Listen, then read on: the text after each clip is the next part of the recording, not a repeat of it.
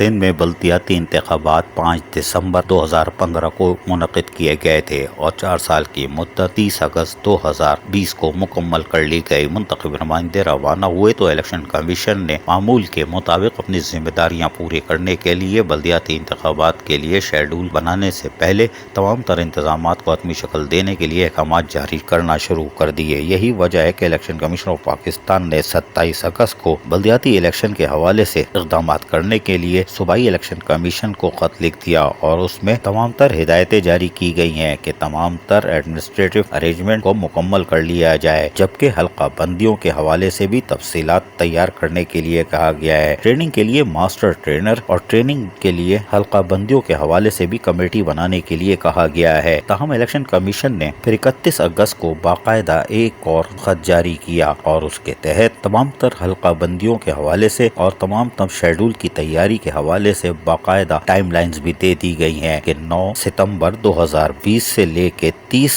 اکتوبر 2020 تک تمام تیاریوں کو مکمل کیا جائے، جس میں حلقہ بندیوں کے لیے بھی دنوں کی تعداد تک بتا دی گئی ہے۔ ہم الیکشن کمیشن معمول کے مطابق اپنے فرائض انجام دے رہا ہے اور اس کا فرض ہے کہ بلدیاتی انتخابات 3 ماہ میں کرائے، اس کے لیے عملی طور پر حرکت میں ہے، لیکن سندھ حکومت ابھی اس پوزیشن میں نہیں نظر آتی کہ وہ بلدیاتی انتخابات کرائے، اور اس کے لیے حلقہ بندیوں اور دیگر کے لیے اب لوگ عدالتوں کی طرف جا رہے ہیں، جس سے ایک متنازع صورتحال پیدا ہو سکتی ہے۔ تاہم الیکشن کمیشن اپنی ذمہ داری پورے کرنے کے لیے کام کر رہا ہے، لیکن جمہوری حکومتیں بلدیاتی الیکشن ٹالنے کے چکر میں ہیں۔ اگر یہ ٹال بھی رہے ہیں تو احتساب کا عمل کریں، تب تو لوگ ساتھ دیں گے، ورنہ تنقید کا نشانہ بنیں گے۔ عزیز عارف، KBS بلدیاتی نیوز، کراچی۔